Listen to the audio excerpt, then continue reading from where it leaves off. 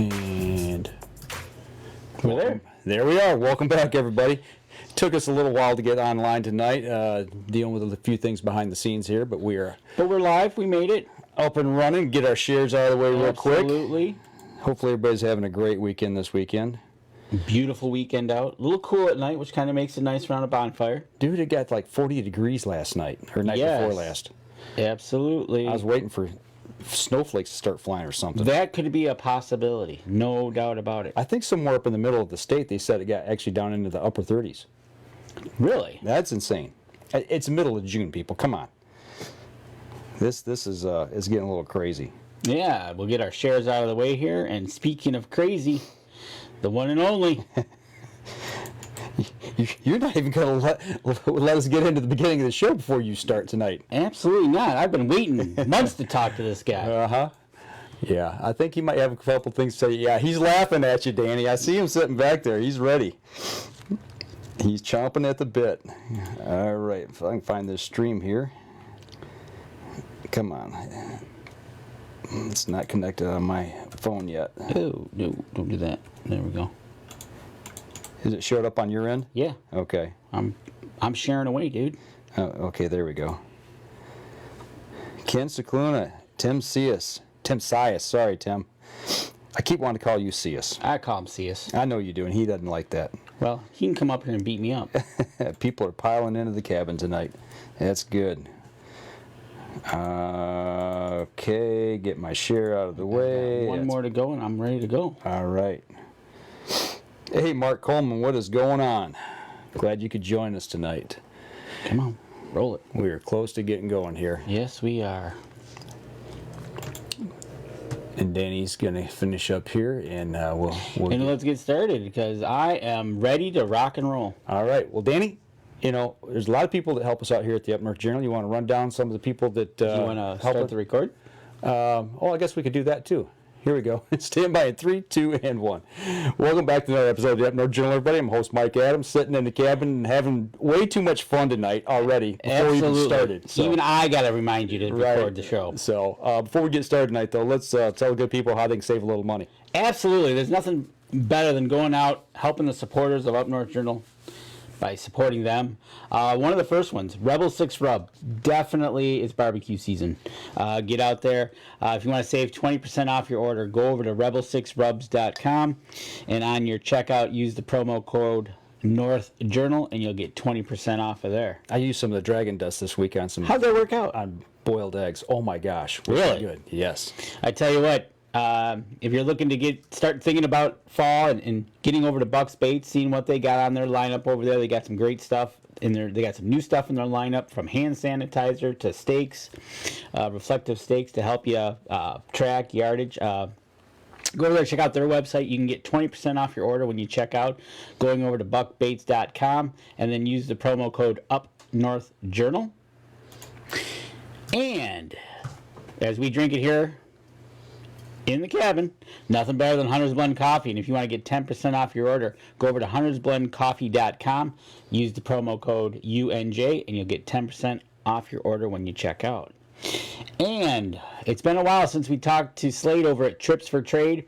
People, with this COVID going on, trips getting canceled and whatnot. But if you want to start thinking about maybe trading for a trip, go over to tripsfortrade.com. If you use the promo code UpNorth20, you'll get 20% off your yearly membership over there. It knocks it down to about $100, and then you can start trading to go somewhere and hunt. All right, we got that out of the way. Let's just go ahead and get into it tonight. Hey, Bobby Vargas, what is going on, my man? How you doing? I am doing well. How are you guys today? Hey, we're doing good. I want to give a quick shout out, though. Dustin Geiger, first time watching, long time on the podcast. Thanks for tuning in. You couldn't have tuned in to a better episode than the one tonight, because we got Bobby on from PSE. Bobby, what is going on in Tucson? Before the show, you said you guys are a little hot out there. You guys got something brewing in the backyard over there, close to the factory? Well, it's inherently hot here in Tucson anyway. We've been over 100 degrees for several days now, a couple 109-degree days. But right north of town, a week and a half ago, a lightning strike started a fire up in the mountain range there, and that thing's just burned out of control. They had some emergency evacuations already just north of town, and luckily there were no structure fires. They were able to stop it before it got into the residential areas, but it's still burning pretty good. I don't know how far contained they have it, but it's still going pretty good. But other than that, Tucson is just hot. I heard you guys saying something about getting down into the 40s overnight, somewhere in the 30s somewhere up there. I'm so jealous about that. The only time I feel that is when I open the fridge to get a cold drink. Go figure, right? Yeah, but you know what? It's right the opposite for us in the winter, because you're shoveling sunshine, as you say, all the time when we talk. So, we could use that in the winter a little. Pretty much, right? It can give and take. That's right. That's right. You give it in January when we see you, and we'll give it back to you in June when we see you. So we're even. Yeah.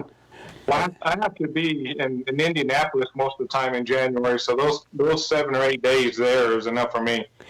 Right? Yeah, because it's never warm that time of year in Indy. It's always a treacherous trip, either coming down or going back for us for ATA. I tell you. Although this year wasn't too bad. I think we had some pretty decent weather this year. Yeah, you're right. It wasn't too bad. If I remember right, I want to say there were a couple days during the show that it was colder down here in Tucson than it was up there for us. Yeah, it was crazy. Thunderstorms and stuff like that going on, if I remember right. So, you talk about crazy stuff going on. I mean, right now, things across the United States is, it's a little wild, but, we got the COVID thing. Has there been any early word yet about ATA 2021?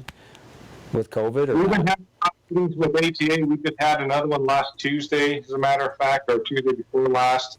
They, over the last several months, they've been pushing back our booth selection date. Usually by March, we've already picked our booth space, and we're making a lot of plans for the show. But that's right when the whole COVID shutdown started happening. So booth selection dates kept getting pushed back, but we finally settled on July 7th is our booth selection date.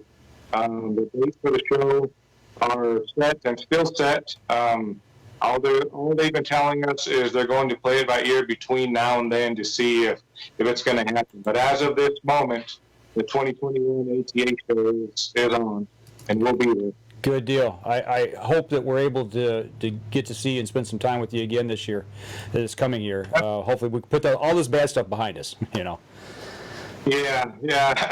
I can't wait to get through this year. We're not even halfway through it yet, and with all this crazy stuff that's going on, I hope that we have some resolution soon and we can put all this behind us and get back to living normal life again. Yeah, I know that they're starting some archery tournaments around the United States. We're starting to see some of that.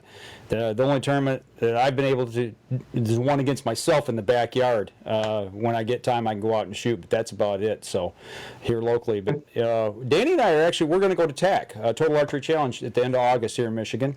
We got our tickets for that, so we're going to be spending 2 days on the mountain and trying to not bust a bunch of arrows. So I've been following you. I'm a little jealous of your 4-mile runs there in the morning. That's pretty awesome. Proud of you. Well, I'm getting ready for that. You got to get your mountain legs. I mean, for what we've got for mountains compared to what y'all have got is totally different. But for us, we're not used to climbing steep hills and stuff like that. So yeah, Danny, he's been training a lot. I've been training a lot. So we're getting ready, and you get a free time next year. Come on over and climb some mountains with us and shoot some arrows. Heck yeah. It's that would be a lot of fun. Something we've been wanting to do, and this year a few of us were all ready to do it, and during the spring, during the time frame when we were going to start participating, everything shut down. Right. Right now it's just too dang hot. I ain't going to do it right now. I can make a million other excuses, but it's just too dang hot for us down here. So we're going up there and doing with you guys in June time frame in the 40s and 50s. That would be pretty nice. Absolutely. We'd love to have you. And you know what? Mike's been running 4 miles. He's up to 4 miles. I walk about 5 miles a day. And just kind of, it's all about being healthy. After being at ATA, talking with Pedro and Dudley, it was all about being healthy and taking care of the one and only vehicle you have. So, Mike and I are on that healthy trained. So In Donnie Vincent, he was another one. Donnie Vincent, yeah, another one. In Tim Andrus, the same thing. You know, all the PSE guys, the hunters and shooters, that's been the big push lately. So, you know, we're kind of trying to fall right in line behind them. Obviously, we're nowhere near where they're at, but you got to start somewhere. So, but hey, Yeah, you got to start somewhere. You can't just wake up tomorrow and want to be there and expect to be there. We didn't get out of shape overnight, and we're not going to get in shape overnight. So it's a process, and it's life changing. It's not you got to make it your lifestyle, and especially if you're doing what you want to do. There's nothing worse than sucking in, but hiking up a mountain to get to an animal. But right. Well, you know, it's like, you know, Danny and I, we started small, and you know, we're just progressing and just getting better every day, you know. And that's just what you got to do it. I mean, if Danny and I can do it, anybody can do it. You know, and you're right, Bobby. It becomes it's two things. It's a lifestyle change, but most importantly, that I've found out is when you make goals, make them attainable. Don't make them so far out there that you get disgusted with yourself that you haven't lost your 85 pounds or whatever you're thinking of doing. Make little strides. You're in a marathon. You're not in a race. And once you hit the first one, it's like, oh, hey, I did that. Then the next one, and then the next one. And then that just rolls down. And matter of fact, kind of taking that health thing, years ago, the one and only Pete Shepley started PSE doing the little steps. And now look at you guys. We've been at ATA with you guys, and you guys are just blowing it away, getting the great engineering out there. And you know, let's get into the bows that you want to talk about tonight, because he's got two of them behind him right there. I know, and that's the thing. It's like I'm excited to talk about the engineering the guys that you have out there that seem, man, they seem awesome. Not gonna lie. Yeah, we have an incredible team down there. They continue to amaze me every year. I don't know how many times I put a bow in my hand and I think, man, how can you get any better than this? And they manage to do it. Every year they amaze me. Well, which one do you want to start with? Well, why don't we just go right to the top? I like it. We may as well just lead in with the new 2020. You see that? Absolutely. Yep. That's the Mach 1. The Stealth Mach 1, the carbon bow from PSE. Yep, the Stealth Mach 1. We've had the carbon bow since 2015 now. Actually, we were the first one to introduce the carbon back in 1996. Not a lot of people know that. Especially today's customers. Today's customers are a lot younger than the three of us on this show. You know, so they may not remember the carbon that we introduced back in 1996. But we did do the first carbon back then. There's been several others since then. But we reintroduced carbon in our line back in 2016, and we've grown from there. We went from that carbon stealth, carbon air to the carbon stealth to the Stealth Mach 1. We learned a lot about carbon manufacturing with the Stealth model. The first two carbons, I will say, those were designed by us, but produced for us from an outside source, a domestic source, by the way. But we learned a lot about carbon manufacturing, and we actually brought it in-house to Tucson at the factory last summer. So this Mach 1 is produced right at the PSE factory here in Tucson, Arizona. One of the big things the biggest changes between the Stealth and the Mach is the grip area right here. When we did the second generation carbon, as you remember, we did away with the bridge handle, went with the solid handle design, much like you see this one here. But in order to maintain the strength, we had to really build it up in the grip area right here. But we learned a lot about the manufacturing process, learned how to strengthen it and keep it light or even lighter, actually. And that's how we ended up with the Mach 1. 32 inches axle, 3.3 pounds mass weight. We have the small grip that was on the original carbon back from 2016. We learned how to strengthen up the entire handle. We were able to produce this one in 80 pounds as well. The first two carbon handles, we couldn't do that. But we were able to give you guys the smaller grip section and offer 80 pounds. The other change for this year is more of a laid-back limb design, so that gives you a much better feel, smoother draw, a little bit deeper break sight. It helps it point and aim a little better. We did lose a couple feet per second, but we're still in the high 330s, 340s, low 340s, so still great speeds, but you're gaining better feel, which they felt incredible to begin with, but now they feel even better, maintaining some good speed, and just incredible feel all the way around. You know, when we were at ATA this past season, that was the first thing. We didn't get to shoot that bow. We were just simply didn't have enough time to go through the entire lineup. But the one thing I noticed, you mentioned that grip, and that was the biggest change. That grip, to me, looks just like the ones really that are on all your other metal riser bows, right? Yes. Yes, it's the same. It's the same profile this way, so it's the same width as all of them are. But we're able to maintain the smaller profile this way as well, much like the original carbon. I just happen to have one right here. I got all my guns on here, so you can't see the grip area. Got the same size and profile as the original Mach 1, or the original Carbon Air.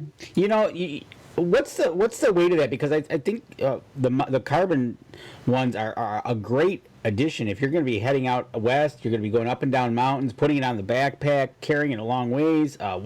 Even if you're walking in here in the Northwoods, right? Mm-hmm. You know, the weight of that bow comes in at 3.3 pounds. 3.3 pounds, and you can put that on the backpack, and you can walk a long ways with it and not worry about adding extra weight that you needed. Well, you know, the one thing I noticed here last week when I was shooting, you know, and people say, well, what's a couple pounds? You know, I had my target rig out, and I had my my Evo 28 out, and they were, you know, had them both there on my bow stand, and I was going to shoot them both. So I'm shooting my target bow, then I picked the 28 up and shot it, and that target bow to me was so much pronounced heavier because I was shooting them both. And you really wouldn't think that, you know, 2, 3, 4 pounds is that big a deal, but it makes a huge difference. And then if you're packing like out where y'all are at and you're going deep in, those couple extra pounds, that means you could take maybe some extra water or something else that you really need out in the field.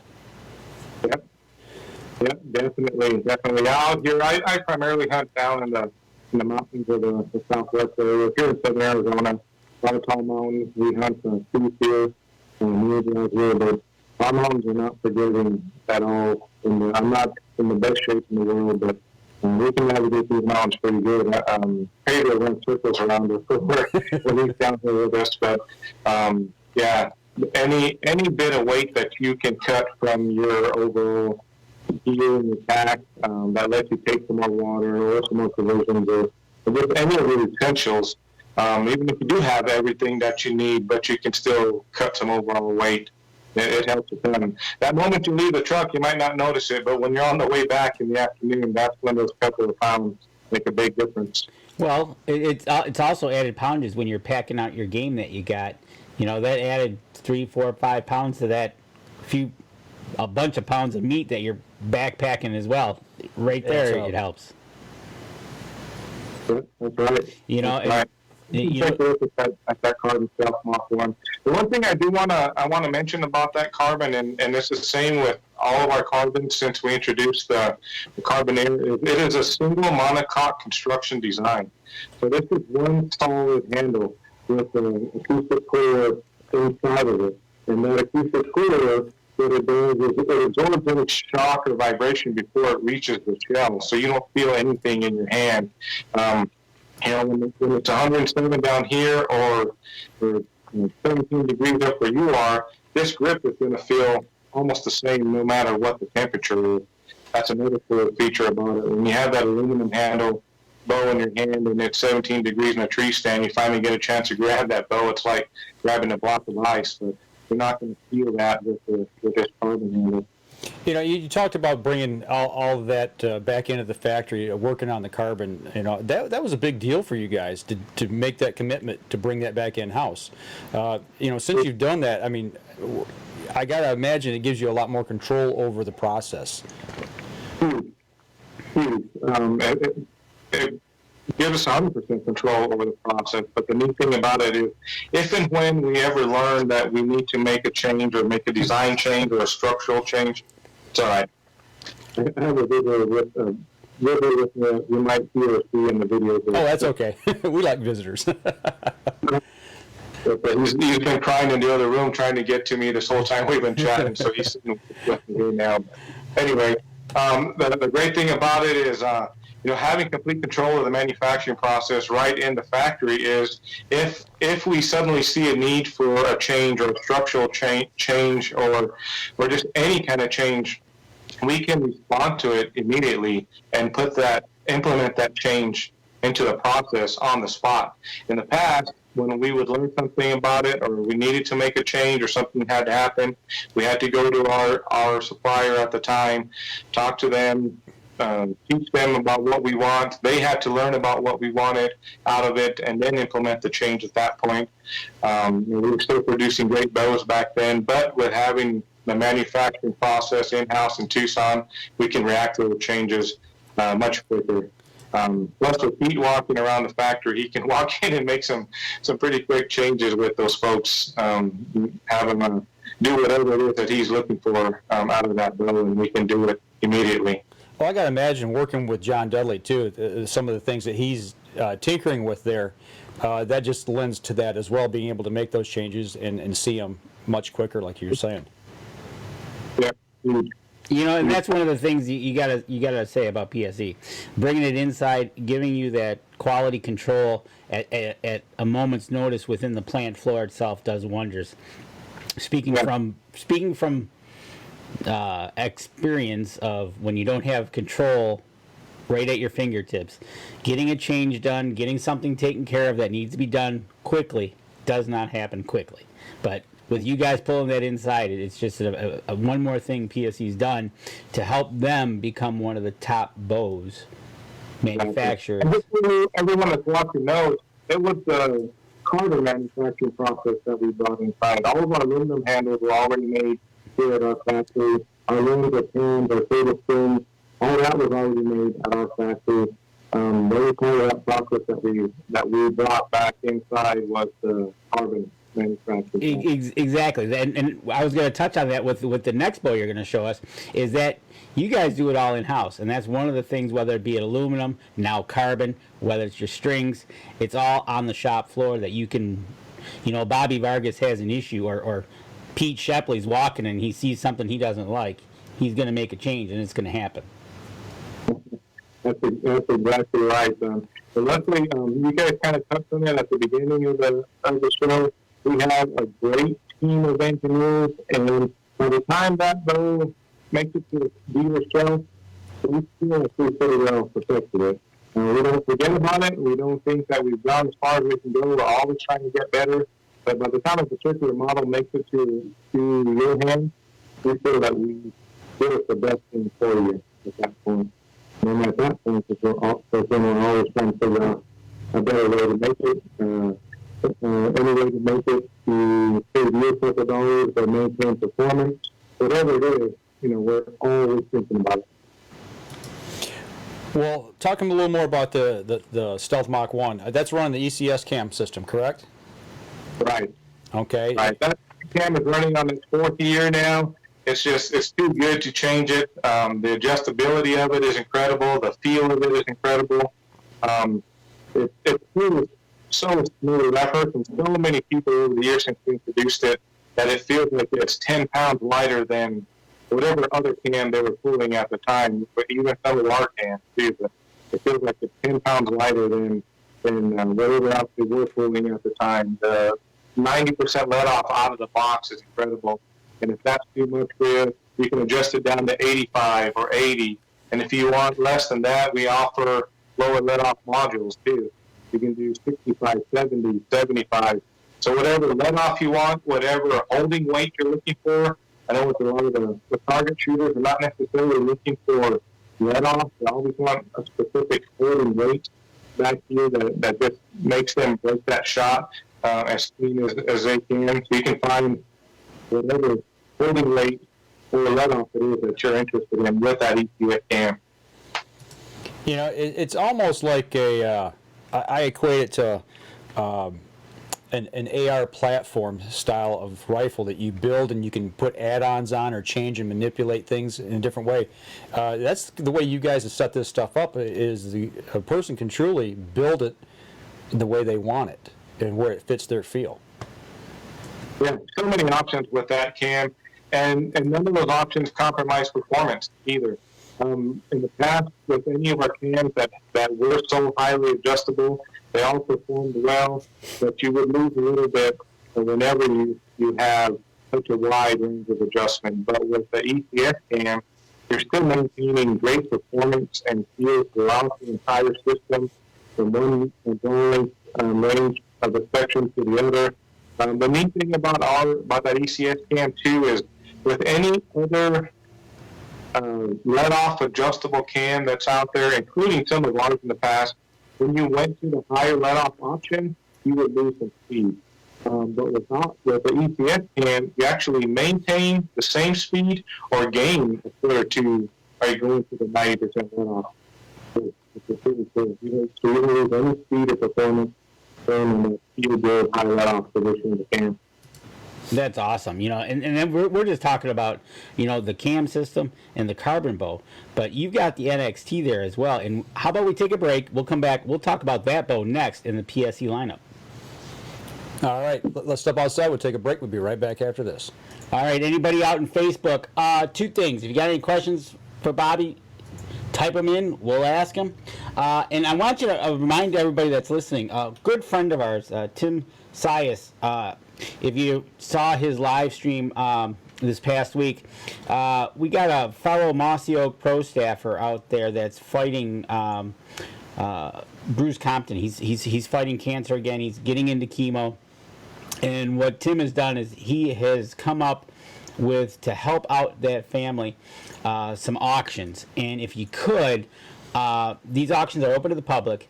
He's got an autographed shirt and hat combo that's going to be signed by Cuz Strickland himself. He's also got 2 turkey mounts, a shotgun dip, a rifle dip, Outdoor Dream Foundation gift package is what he's got. And he's got that, and these are all over on his personal page. So if you'd like to help that family out, get over to Tim Sias' personal Facebook page where he's got those auctions going. The dream package goes until Friday. The shirt combo is open till Tuesday, and the turkey mounts are open till Wednesday. So help out a fellow outdoorsman. He's fighting cancer for the second time. He's getting into chemo. If you could just go on over there, help him out. Yeah, and share it if you could too. All right. Yes, you did, Terry. That's 90% let off. 9-0. Here we go. Stand by. In 3, 2, and 1. Welcome back. Sitting over here in the UNJ cabin, Danny and I were talking all the way to Tucson, Arizona with Bobby Vargas, PSE. Talking bows, talking all good things PSE. So we talked about the stealth, and so now I know you've got that NXT sitting there by you. So you want to talk about that next? I do. The top of the line aluminum handle for us for this year are our Evo NXT series models. And right now we have them in 4 different options. We have a 31, a 33, and a 35. And that 35 is also offered as a short draw, long draw version. So you can get it with an SE cam or with an ECS cam. So we got the first 4 Evo models. And then at the APA show, which most of you already know, we introduced another one called the Knock Edition, inspired by our new partner, John Baker. So that's why I brought this 33 to talk to you about. So this one is the Evo NXT 33. It's all the same features with a 31 and 35. So we can talk about this 33 and cover them all. So all new handle for this year, we went with a slightly longer handle again than we did last year, because one of the things we did was we laid the length back a little more this year than we had on the Evoke models last year. That's going to give you a better feel on the shot. It did increase brake height a little bit, so it's going to add to your accuracy and stability. Still getting crazy good speeds on all models from between 335 and 345, between the 31 and the 35. Great, great new grip that we've always had. Color season options, black options, tan sand options, monster wake up country. Just about any cool camera out there that you would want or cool color you want, we offer it. Got the same ECS system that we were talking about just a little bit ago. This will come to you at 90% let off right out of the box. There's a little spot here on this side so you can adjust the let off to 85 or 80%. Just a phenomenal bow, great feel to it, great performance. It's hard for me to sit here and tell you how good this bow is. You really need to get down to your dealer and put one in your hands and try it for yourself. All of us all day long can tell you how good they feel, but until you put this bow in your hands and really feel the difference, that's when it's going to really open your eyes. You know what, Bobby? You're right. That what you just said is the magic words there. Don't take for what we say or what Bobby says or what you hear. Go shoot them. And that's what we tell everybody when they're out there and they say, oh, you guys shoot. Well, you know what?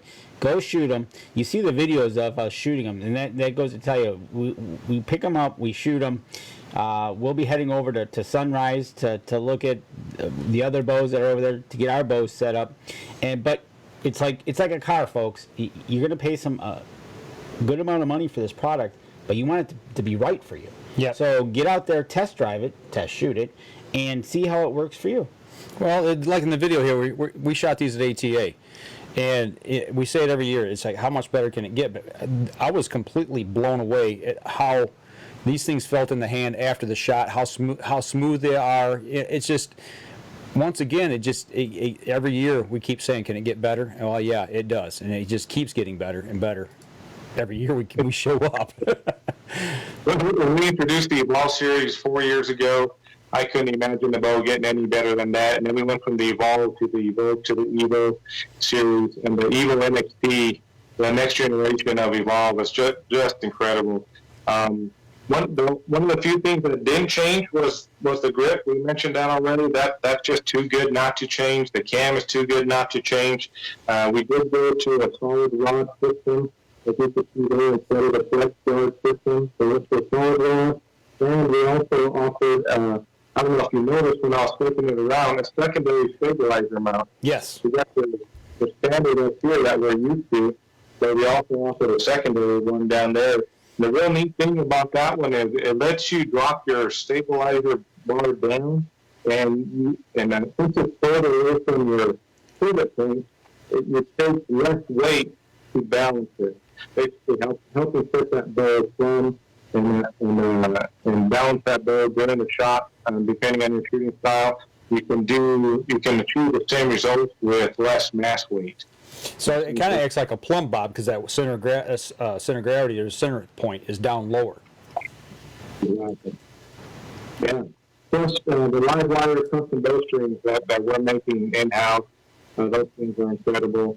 There's a little area that's covered with camel curtains and we signed around it called Area 51. We don't let very many people go back there to look at the process, but all I know about it, to be real honest with you, it's just a bunch of great folks back there doing some good products. It's all computer generated.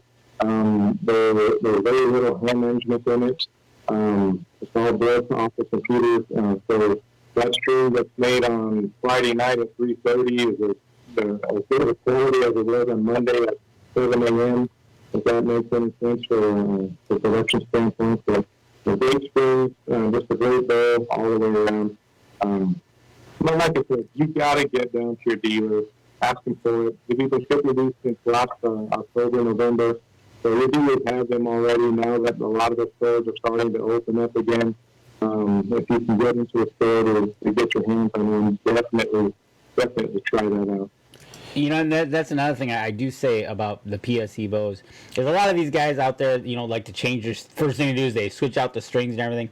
And I typically don't. I shoot everything stock PSE because I want to know from my my PSE person that's sending me this bow to use, I want to know everything that they've, from top to bottom, front to back, that everything's been done and it's to their best of their ability. Like you said, whether it's 4 o'clock on a Friday or 7 a.m. on a Monday, it's all put together with quality in mind and value, and everything that goes into that is for the customer and how it shoots.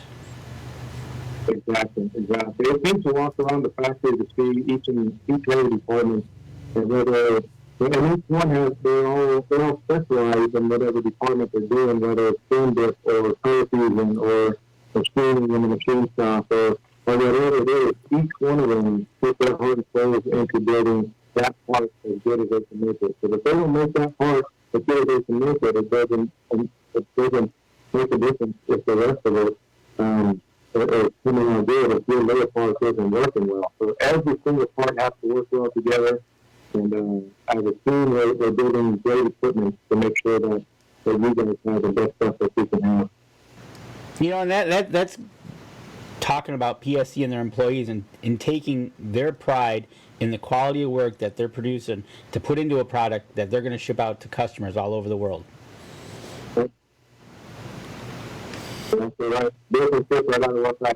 Yep, exactly.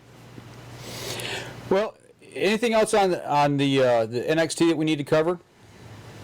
No, I think we covered it all. We went through all the new features for this year. Okay. The only thing I can't stress enough is get your dealer and try it. Well, I know that.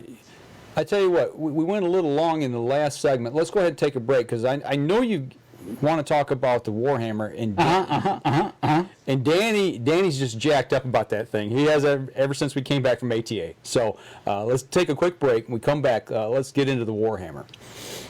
We'll take a quick break. We'll step outside. We'll be right back after this. You know what? And anybody out on Facebook, we're with Bobby Vargas. You got any questions about bows, crossbows, arrows? We'll talk about arrows in the last segment. But you got any questions? Type them up on Facebook. And remember, get over to our good friend Tim Sias's page to help out a fellow Mossy Oak Pro staffer with some auctions that he's got going on over there. They're ending this week. Just go over there to his private Facebook page, Tim Sias, and check him out. Alrighty. Here we go. Stand by in 3, 2, and 1. Welcome back. Third segment of the show. And like we said before we went to a break there, that we want to talk about the Warhammer. Uh-huh. Danny, this is your segment. I tell you what, I was blown away when you guys introduced this on what I think it was 9 a.m. the morning of ATA, and it was if I wasn't helping you guys out, I would have been right up there drooling over it. But I got to drool over it later. So, but anyways, you got to tell us about this Warhammer because this is a phenomenal piece of equipment. Yeah, we're pretty excited about the Warhammer. I mean, there's no it's not new to the industry. Folks have seen some really small and compact crossbows over the last couple of years, but it's definitely new to our product line. Super excited about it. It's an ultra compact version of a crossbow, just like you guys have seen, putting out some phenomenal speeds, 405 feet per second out of this thing.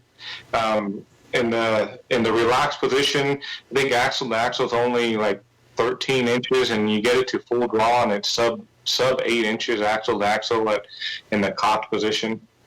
The neat thing about it, so many neat things about it, but with crossbows, the crossbow trend has been growing significantly over the last several years. There's no doubt about that, and so we feel like we needed to get our part in the market there for sure.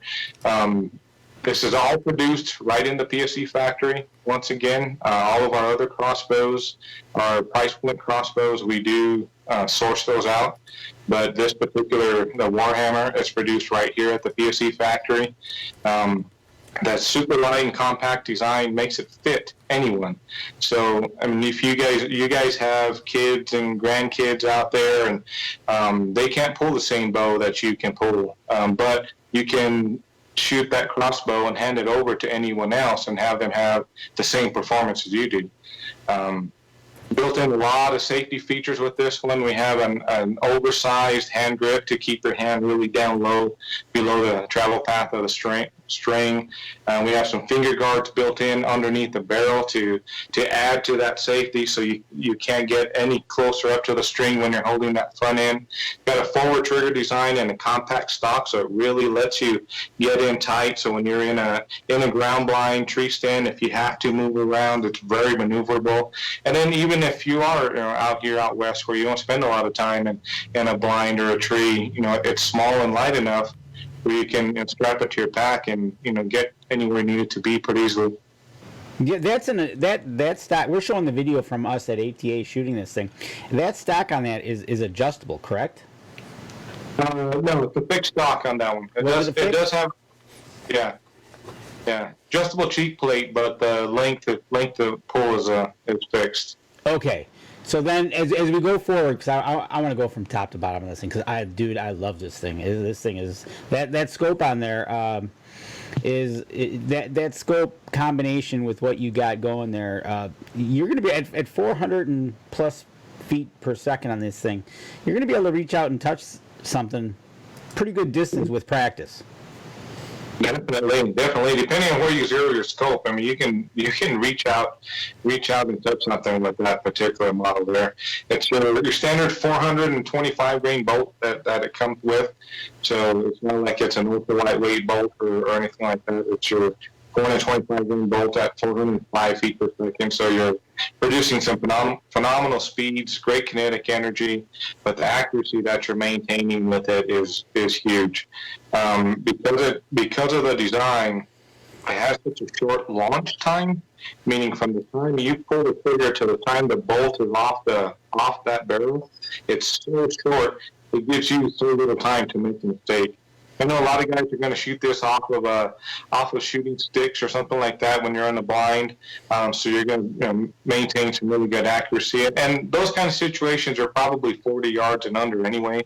But if you are going to be doing any kind of spot and stock kind of thing, and you're in a situation where you have to shoot freehand, get a rest if you can. But if you have to shoot freehand, you're going to be super surprised with the accuracy you're going to maintain at long distance, because the launch time is so short that by the moment you pull that trigger, the bolt is off that barrel so fast, you're going to be striking behind your pin, meaning wherever your aiming dot is, that's where your bolt's going to hit, right when you're really going. And this scope is a lighted scope that comes with it? It is a lighted scope. It lights up in green or red. With multiple intensity, and it's a multi-reticle scope, so you're going to have multiple points of impact within the scope itself. And it comes with the crossbow. Comes with both, comes with the quiver, comes with the cocking strap, and then if you want it, a mechanical cocking mechanism, you can buy that as an add-on accessory. This whole package you got going, we got a question, is what is the MSRP for this bad boy? $14.99. Say that one more time. $14.99. $14.99. Okay. And that put, what, folks, when you say that, you hear that, it's like, oh my gosh, that's so. But you know what? That's putting it into the same caliber and range of other ones that are out on the market. And trust me, I've shot this one. Mike shot this one. Ken shot this one, and the quality is there. And you gotta, like we said, again, go out and shoot it. Don't listen to us. Don't listen to Bobby. Don't listen to. Make up in your own mind to get out there, and if you're going to get into crossbows, you hear about other brands, you hear about this, give them all a try. Again, buying a car, you want the best one for you. The thing that really impressed me about it, Bobby, when I shot, the very first thing I noticed is that trigger breaks just like glass. I mean, there's something in that trigger there, the mechanism. It just when it goes out, there's not a long trigger pull. And like other ones that you see, it's very short and it breaks hard. It's short and crisp. That's really nice. But a lot of the crossbows, they have a really long trigger travel, and then once you reach the point of engagement, even at that point, it takes a little to get it to go off. But this one's short and crisp. I think you'll like it. Oh, you will. Trust me. And that alone, like you said, engagement and trigger pull, that also adds to people making movement inaccuracy. So with that, the one that y'all have put on the Warhammer, it's just going to improve that accuracy. This Warhammer is available in all black, Mossy Oak Breakup Country, and True Timber Strata. There you go. So another one. You seen it here. You hear Bobby talk about it. You hear we talk about it. But get out and try it. Get to your dealer. See if they got them in. Are we shipping these to the stores now? We're shipping. I was about to mention that we did lose 9 weeks of production over this little COVID lockdown. We had made several phone calls to the highest the people above us in the state, and they wouldn't let us stay open during this shutdown. So we lost 9 weeks of production, but tomorrow starts our fourth week back. We built lots of Warhammers. We built lots of NXPs. So we're back up and running and shipping again. That's awesome. I'm excited to hear that another company is, along with businesses, are getting back on their feet, getting production back, getting people back out there working. I mean, it is so good to hear instead of, hate to say it, but being locked down. So it's good to hear that PSE's back up and running. I'm sure Pete's back in the back there, making sure everybody's working hard and they're doing their job. Yep. We still every day, making sure we're building the best product we can. We just had a question come in here about the Warhammer. Is there a sling for freehand stability when shooting this? We do have a sling option. It doesn't come with one, but we do have a real nice neoprene non-twist sling that you can get from it. There you go. Get with an added sling, you get the freehand option, and it helps out. Once again. Things forever with our crossbows. We thought it was something that everyone wanted with their crossbow, and after shipping I don't know how many thousands of bows, we found out most customers weren't keeping the sling. They figured we keep the selling price down and throw the sling out, and if you wanted to add it, then we'll make it available to you. Really? I like a sling on my crossbow because I Carrying it in and out. Yeah, I'm throwing it on my back and carrying it in and out. Wow. So do I. So do most of us in the factory. And when we found out from a lot of our dealers that most of their customers weren't using the sling, it was kind of mind blowing. But another good point there is how we can listen to our customers and their demands and be able to react to them. You know what? That is another great point. Is reaching out to your dealers, finding out what you're learning from the dealer, from the customer, that they can send back to you and everybody up there or out there in Tucson, and you have a meeting, talk about it, and you find things out like that. It's awesome. We do rely on our retailers quite a bit. If it wasn't for them, we wouldn't be where we are today, and wasn't for the people buying from those retailers, we wouldn't be where we are today. So we owe it to them to listen to them and give them what they want.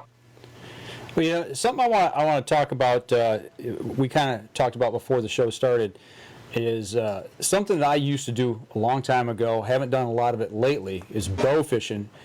And I started digging through the PSE webpage, and, you know, I know you guys had bow fishing rigs, but I didn't realize that you had 4 different models to choose from. We have a lot of bow fishing models to choose from.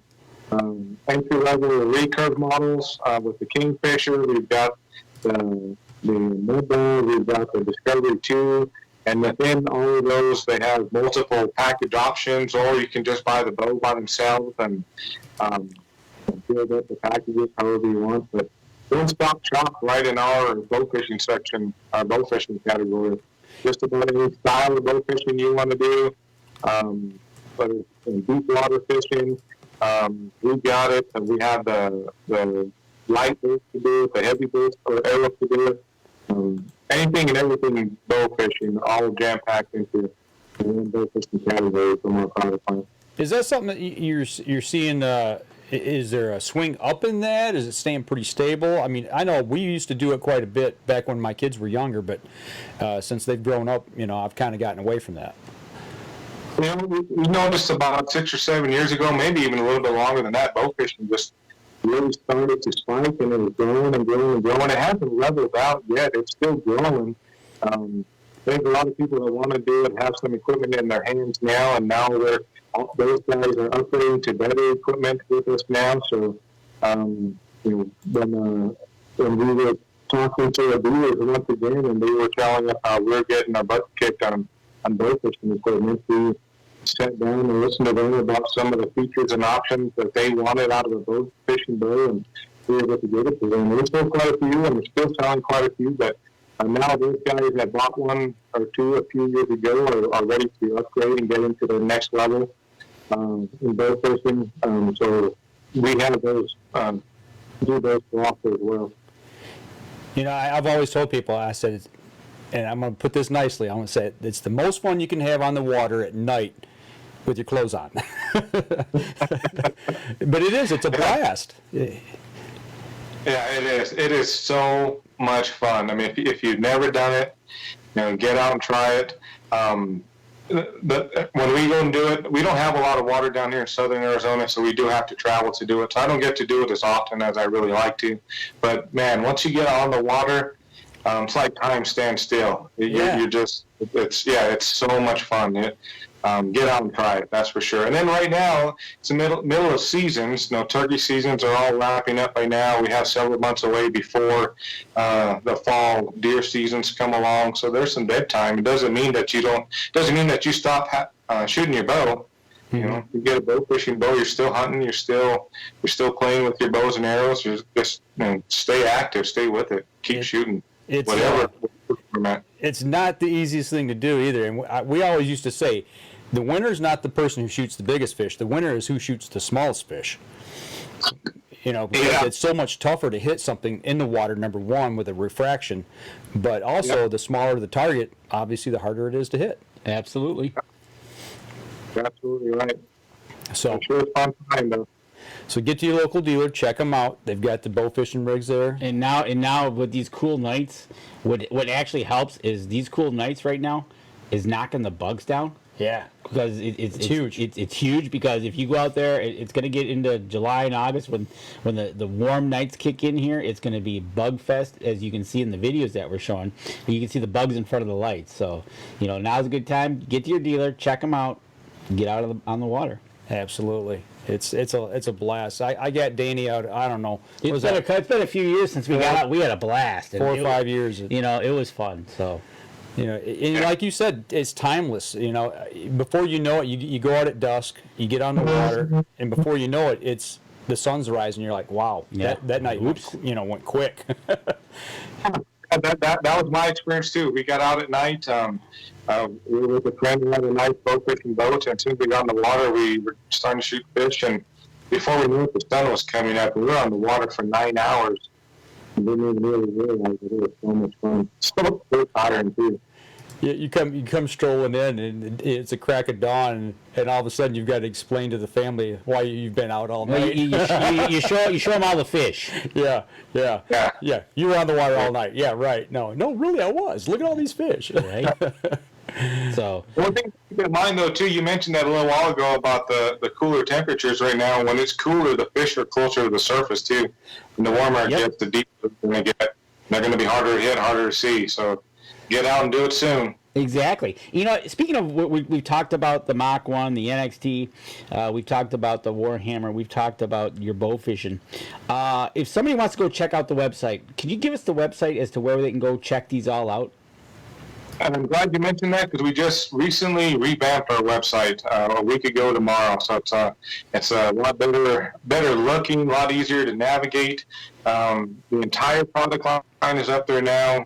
We just had bows on it last year, but now you can see the entire product line, accessories, arrows, gear, all the bow fishing stuff. You can see the D3 bow fishing bow there too at www.psearchery.com.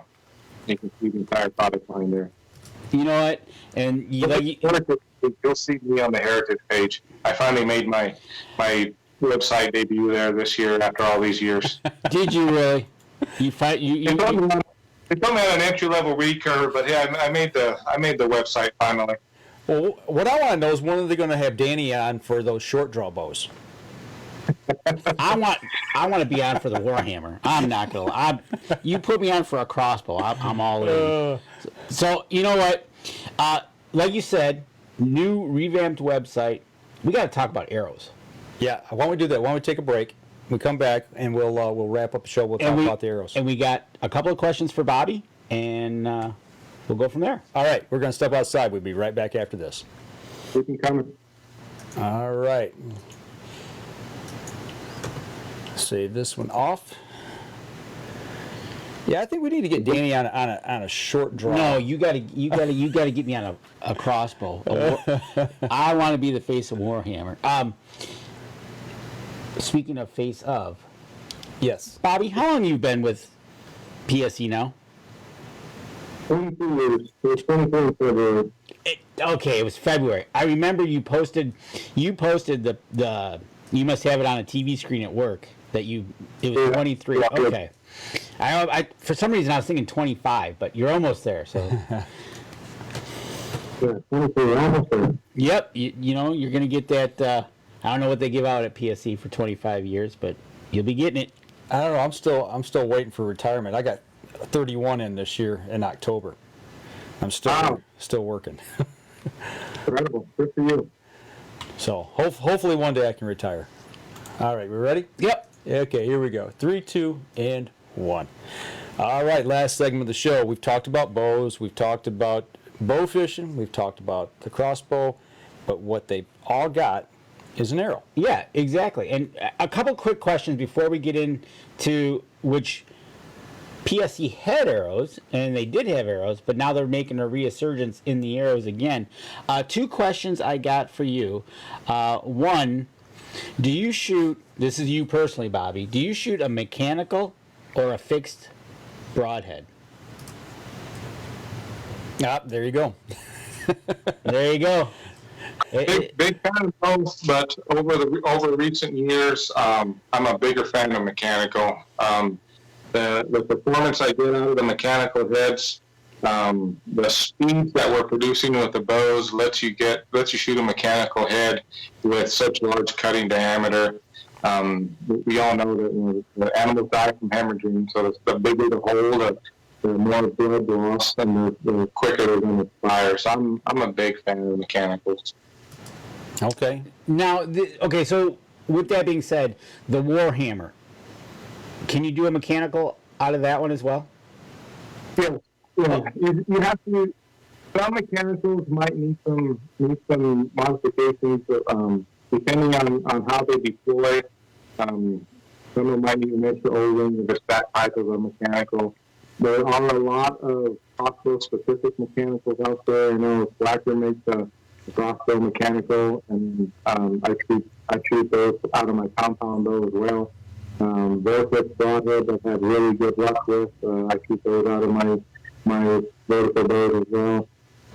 Yeah, you can shoot mechanicals out of a crossbow. Okay, yeah, I was gonna say you definitely got to use the crossbow mechanical clips or O-rings that they do come with them. I know that. I just didn't know with the Warhammer shooting at what it was if there was any more. But I think that'd be good. Then just make sure you're safety. Make sure you're shooting the appropriate broadhead mechanical for if you're shooting a compound bow, and there is a difference for a crossbow. Don't mix those up. Right.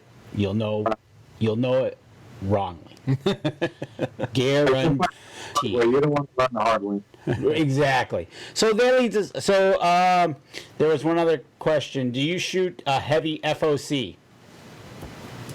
You know what? To be real honest with you, I don't pull with FOC. I find the arrow that's the correct spine weight for me, and then within that bundle of arrows, as long as that arrow is spine consistent throughout the batch, that's what works well for me. So when I'm building a set of arrows, my arrows for a typical deer setup are between 390 and 410. If I get lucky enough to get an elk tag, I'll add a little more weight to it and pump it up around that 420 to 430 range. But to be honest with you, I'm more concerned with the total arrow weight. I've been getting really good performance with putting an arrow together that way and not even not even really being too overly concerned with FOC. I know that came up. There was a resurgence in FOCs over FOC discussion with Facebook recently. But to answer your question, I don't really fool with FOC. I'm not really personally finding a super great advantage. Right, exactly. And I've seen you post on Facebook your shooting ability, and trust me, you probably could whittle a stick and shoot just as good with that as because I've seen you shoot, and it's like the guy can shoot. So, like you said, which leads us into the arrows. Tell us about what's going on with PSE and the carbon force arrows. Well, that was a good segue into it, and then I'll also explain a little bit more about my arrow build, so you know what it is I do to get performance out of it. But no matter how much time you spend building your arrow, how much thought you put into building your arrow, it doesn't do any good if your arrows aren't good. So we've had our own line of carbon force arrows over the years. Regular X-Weave arrows have been by far the most popular arrows that we've had. The current X-Weave arrow that we have is called the HD Hunter and HD Hunter Select. And so those are standard, I call them your standard, carbon arrow, hunting carbon-sized arrow. They're grain weight matched. They're spine consistent throughout the bundle. Very strong arrow. Very economical arrow. You're going to get probably the best arrow for your money out of the regular X-Weave. But one of the ones that is kind of a sleeper, and probably the best kept secret that we have, is the PSE Extreme Penetration arrow. This arrow is in its third year with us now. It's a smaller diameter shaft arrow with an insert-outsert system on it there. These arrows here are super spine consistent throughout the bundle. So that's where you're going to notice you're going to get the best performance out of your arrow. If your arrows are not spine consistent, you're not going to get very good groups out of them. A lot of people don't know this, to be real honest with you, but the more spine consistent your arrow is, the better your groups and performance is going to be. When you're looking at ads and you're looking at our catalog, a lot of the big bullet points that you see is straightness, because it's easy for us to understand straightness. And in our mind, the straighter the better. And yes, that is true, but it doesn't matter how straight that arrow is if your arrows aren't spine consistent throughout that bundle. And that's what you're going to find throughout our entire product line. The spine consistency is incredible. But on top of all of that, you need to make sure that you have a good steering system on there too. And I like a lot of helical on mine. I use the Arizona Easy Fletch Mini jig, and it puts a real hard right helical on there. And I've tested a lot of vanes out in the market, a lot of vane styles. AAE by far makes the best ones out there. And this one is the Max Hunter Stealth. It's a lower profile design, 3.2 or 2.9 inches. So it's a lower profile. You get the same overall surface steering area out of this vane with the length of it, but because it's lower profile, it makes it quieter. You get less drag. Your downrange groups you're going to maintain good downrange groups, and more importantly, good downrange velocity. Because I don't have as much of a parachute effect back here, it's not slowing that arrow down as much. So my downrange velocity maintains a lot of downrange velocity there. And then that leads you just I think you just explained one of the questions that just came across was, what is your process for building an arrow vane preference? It sounds like you've tested multiple vanes and multiple helicals to come up with what Bobby likes to shoot. I have, and mine isn't the only way to do it, but I will tell you, I did spend a lot of time over the years finding this combination. It works really, really well for me. I tried the high-profile vanes, and they work. They do work. I tried straight vanes. I tried offset vanes. I tried other helicals. Helical on them, but as long as you have some kind of a helical or some kind of an offset to spin that arrow, you're gonna get good groups. But the more helical you can put on there, the more the arrow's going to want to, the quicker the arrow's going to spin as soon as it gets off the string, and the sooner that arrow's going to stabilize. It's going to help maintain your broadhead boost. You're going to get good points of impact, maintain good point of impact with your field points and broadheads by giving a good steering system. You're talking about building an arrow. The Arizona Easy Fletch Mini, that's the one that I've got here. And there's just something real satisfying. It's almost like reloading for people who shoot rifles or pistols. But for an archer, building your own arrow, there's something really satisfying about fletching your own arrows and building that combination that works for you. I don't know any other way to describe it, but that's, it's just real satisfying. What's your opinion? What length veins do you have? You're pretty much right at 3. Okay, you're right there then. So then you got the 4, the 3s, the smaller ones. What would you say about somebody that is that another tested thing? You shot smaller length veins to the 3s, to maybe a 4. You tested them, and that was the best one for you. I did. This was the best one for me. The shorter, higher profile veins that are out there that are designed for twin bodies, they did work well.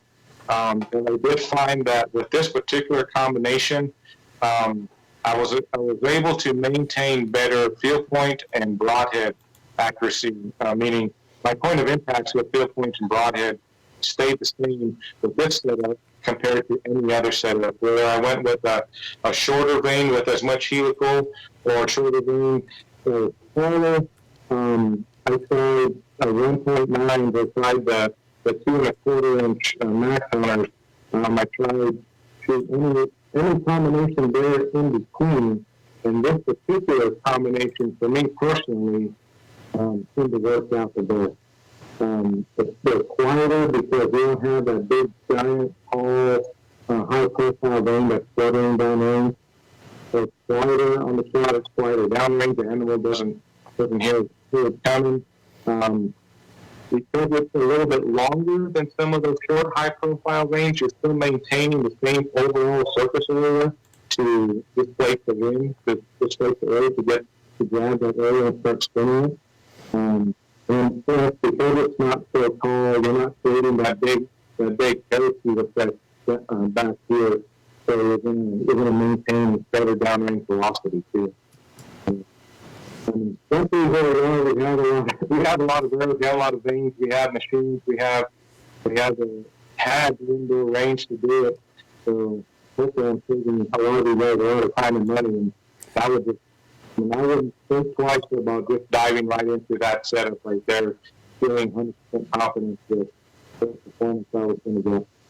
And that's another nice thing Mike and I do, and obviously you do, is we can build a set of arrows, and you get that whim that says, hey, you know what, I'm thinking about, I'll fletch up maybe a half a dozen of a 3-inch vein, or a smaller vein, or a tall, and then go shoot them and say, well, how does that shoot? It's like patterning for turkey, right? Out of your, what gun... What does your gun like to shoot? What does your bow like to shoot? What does your bow like to shoot? And it comes down to, you have your bow, you've got your arrows, you put them together, and then you go and you fine tune it with the fletching. Mm-hmm. And that's one of the questions that was asked. And I know the engineer of the arrows, the engineer of the bows, you can put them together, but then you got the luxury of fine tuning them.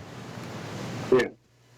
And it doesn't take much. The bows nowadays, we're learning that these bows are so much easier to tune than some of the bows from years and years ago. That ECS cam system is so easy. And even if you didn't get into an ECS cam bow, the 3D cam on the Bow Madness models, on the Centric models, the single cam on our silver model bow, the twin cam on our Brooch bow. I mean, everything. From top to bottom, everything is getting so much easier to tune. It's so much easier to put together a bow and arrow combination anymore. Really, all you need to do is go to the PSE website, go to the arrow page, look at what ball length you're shooting, or what arrow length you're shooting, what your your draw weight is, and we'll tell you exactly which arrows to get. And you can buy an arrow that's already fleshed, and if you don't want that fleshed arrow and you want to build your own or something like that, you can buy any of our arrows of bare shafts as well. You can build them up like that and get that good combination for you. Yeah, in talking about building your own arrow and the spine charts and all that, for people may be watching or listening to the podcast version of this, talking about spine, explain to some of those people what we're talking about with spine and why that's important. So the spine of the arrow is basically how the arrow flexes like that. The heavier the spine, the less it's going to flex, and the lighter the spine, the more it's going to flex. So basically, we offer a lot of different spine options, arrow size options, basically. So we're all so unique. They're all different. We have different arrow lengths. We have different draw weights. So not one arrow is going to work with every single bow. Mm-hmm. They're going to shoot out of that bow. But to get the absolute best performance, you only get the arrow that's meant to your setup. So you need to find out how long your overall arrow is, from the third of your knot to the end of the shaft, not measuring your point. So just further enough to the end of the shaft, that's your total arrow length. And then once you figure that out, you figure out how many pounds you're pulling, and then once you have those two points, you go to the arrow chart and it'll tell you exactly what size arrow is going to work best out of your bow. I promise you, you're gonna realize the difference in performance going that way. And I will say this too: always err on the stiff side. If you're looking at the chart and you're right in between one shaft size to the other, always go to the stiff side. It's safer for one, but it's still going to stay with them. Maintain great performance. There you go. So there you go. Go check it over at the updated website over at psearchery.com. Tony Thompson says here he's been watching Bobby shoot on YouTube and is awesome, he says. And Bobby, what would you recommend for a person new to crossbow? Which one of the PSE line would you suggest for somebody like that? Anyone that's crossbows in the product line is going to work out well. It's going to do what we need to do. I guess we need to know what kind of price point we want to be within. Another thing we want to know is what's going to be your primary use for it. Knowing some of those things to help. So I think probably in our product line, the one bow that I would recommend that's going to be a great all-around bow, and it's not going to break the bank, is the Fang HD. The Fang HD, that's running up there at 385 feet per second, something like that. Comes in a complete package. Right out of the box, you're getting a multi-rotor illuminated scope, you're getting bolts, you're getting a quarter, you're getting the complete package right out of the box. And I think that Fang HD is the one I would recommend. So there you go. Check it out. Get over to the website. Get to a PSE dealer. Check it out. Shoot it.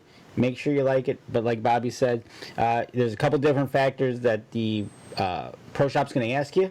Price point, what you're going to be going after, and then they'll be able to get you a test drive in one of the models that they have there, and hopefully you like it.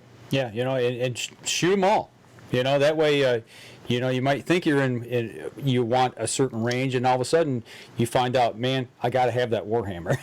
That's what I was saying. Danny didn't already tell you on the Warhammer a little while ago, then that Fang HD is the next one I would take a look at for sure. Yeah, that thing is, to me, it's just simply amazing how narrow it is and how fast that thing shoots. So, I'll tell you what, we're getting here to the end of the show. I think we'll go ahead and wrap up the podcast portion of the show for those of you who are listening in. But we'll hang out here online for just a minute afterwards, and we'll have maybe a question or two pop in that we'll answer. But for those of you on the podcast, that'll do it for us this week. Remember, go over to our social media pages, over to Twitter, over to YouTube. Give us a like, give us a follow, share our show if you don't mind. And if you're listening to us over on iTunes, give us a review over there. That helps us out as well. So that'll do it for us this week. We'll be back again next week. Y'all take care. All right. So for So live streamers, here it comes. They want to spend. They're going to use it for target and hunting, and they're going to spend between. They want to spend between $350 and $600. Perfect. That goes right in there. That Fang HD is the right one. So there you go. So I will. There you go. The Fang HD. You know, back when Danny and I were doing some work in Cabela's, we sold a lot of those crossbows, the Fang HD. That was by far one of the biggest sellers. People just love those things. So that's right. Every time we'd go there for a weekend, you know, on Saturday we'd sell every one they had in stock, and then people come in on Sunday like, well, you got to wait until they get their next shipment in because we got rid of them all. Yeah, dealers were, and Cabela's and Bass Pro, they were buying by the pellet. Right, and that's a good thing. Jason Pfister says, thanks, Bobby. Thanks, Jason. Thanks for tuning in. That's right. So, but yeah, you know, you just, I don't know. I don't know what to expect at the next ATA, what's going to come out of this. And I would really like to meet your engineering department. That would be a blast. Well, we'll have to make that happen. They are all with us at the ATA show. They have assigned duties from the moment they hit the floor there, so we don't see them a lot at the booth, but they're there with us. Well, I know they're there, but I want to see them in their element because it's got. I know engineering guys because I work with plenty of them that I got to see from the archery side of it how it works because I have this vision of what the office looks like, but. It's just one of those things. It's amazing. And Pete Shepley, I got to hand it to the guy. You know, for as long as he's been in business and his drive still to this day, right down to the guy that would ever, from top to bottom, is just awesome. Yeah. So I gotta, before you go, I gotta ask you about his school out there, the archery range. With this deal with COVID going on, are you back up and running out there for that? No, all schools are put on hold for now. Okay. So we have schools that go through the entire year. We had our last school at the factory right as this whole pandemic mess started happening, and it was literally within 24, 48 hours of that last school leaving, maybe a little bit longer than that, when all of the shutdowns started happening. Wow. So we thought it was going to be a few weeks of shutdown and we can resume schools, but everything kept getting pushed back. So as of this moment, all schools are on hold indefinitely. And when are you expecting that to open back up, do you think? You know what? I wish I had a good time frame for that. We're starting to open up. Businesses are starting to open up here in Arizona. A few of us that were working from a home office got back in a couple of weeks ago. Manufacturing is up and running again. You know, the schools there's still some interest in it, but people are not quite, a lot of people still aren't quite ready to travel yet to come out to the schools. And with our factory being, we're being ultra careful with our employees and not introducing them to anything that we don't have to.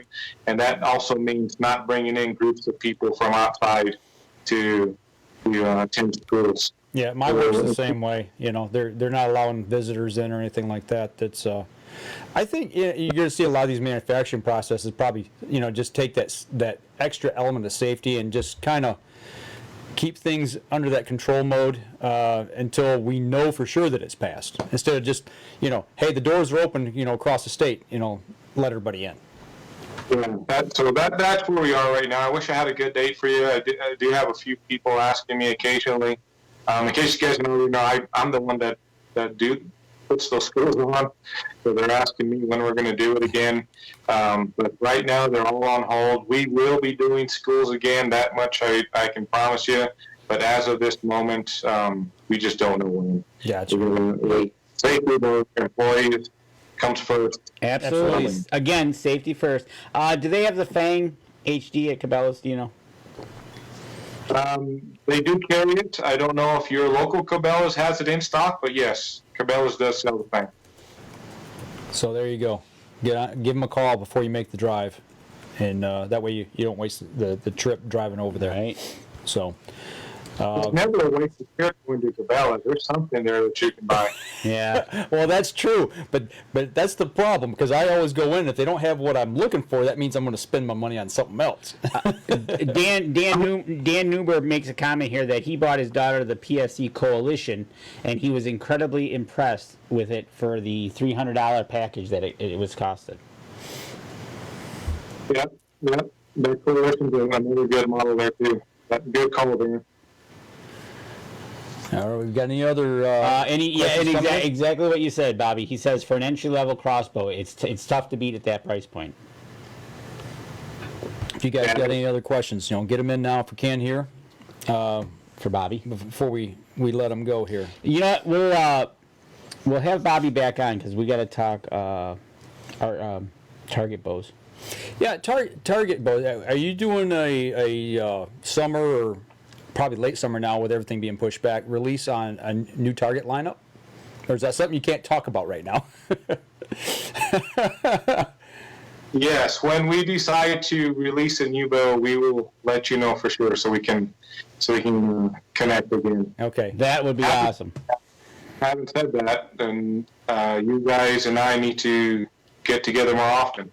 There we go. Well, yeah, it would be nice if you decided to have a headquarters east of the Mississippi, northeast. It's one of those things. It's like, man, I just one time, I'm gonna show up one day, knocking on your PSE front door. Going, so let's go to lunch. I'm here. I'm taking you to lunch. Let's talk. One of these days. Yeah. One of these days. I'm wide open to that, especially since you said you're buying your lunch as soon as you get there. Dude, I will buy you lunch because I'll get a tour of that factory. And that's one of the good things. That's one of the things, if people haven't noticed how we work here at Up North Journal and everybody we deal with, and especially Bobby, is it's like sitting around having fun, and when we see each other once a year at ATA, it's exactly like that. It's having fun, making friends, and just all out a good time. Absolutely. We got to get you to Michigan to come up here and do some hunting with us. Yes, we definitely have to do that. We definitely have to do that. I'm going to get up there on a deer hunt something. Yeah, we're trying to put together a little cat hunt up this way. That might be. Is that something that interests you? Does it involve hunting? If it involves hunting, yes. I got you. Sounds interesting. I think we're all set. Okay. No other questions are coming in. I'll tell you what, Bobby, if you hang on just a minute, we'll talk a little bit here after the show. But that'll do it for us this week, folks. Thank you, Bobby, for coming in, spending a little over an hour with us tonight, running through some PSE products, helping people out, making those choices, as always. Get over to the website, psearchery.com. Check it out. Go to your local dealer. And like we told people on the podcast, go to our social media pages, give us a like, give us a follow, share the show if you would, please, and do the same for PSE as well. And we'll be back again next week. We got plans next week yet for who's coming on? We are going to talk next week about ICAST with Yamaha. That's right. We're going to talk a little bit of fishing next week. Just like ATA is for archery, ICAST is for the fishing world. So we're going to talk to two gentlemen next week, courtesy of Yamaha. They're going to give us the lowdown because their show's been canceled. It's been canceled, so they're going to have a virtual ICAST. So there you go, folks. That'll do it for us this week. We'll be back again, same time next week. Y'all take care. Thanks, guys.